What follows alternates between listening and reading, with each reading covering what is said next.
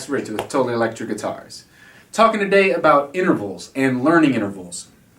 As guitar players, intervals are a massive tool to navigating the fretboard and getting the sounds that we're looking for. And if we can identify intervals at a quick enough pace, we can really begin to fly across the fretboard.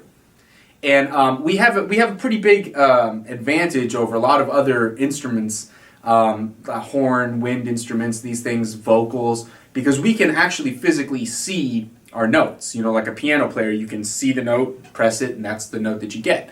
Whereas a horn player or a singer, they have to hear and visualize the notes, which leads to maybe not as concrete of an immediate recognition of intervals as we can achieve or as piano players can achieve.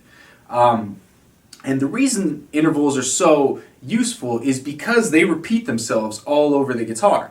You know, for example, a minor third interval, something that you've heard probably a zillion times, is the same whether you play it here, or here, or here, or here.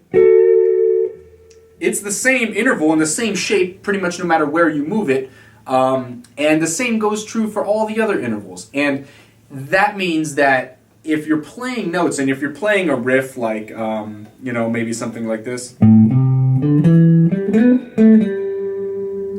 that means you can play all those intervals somewhere else on a totally different string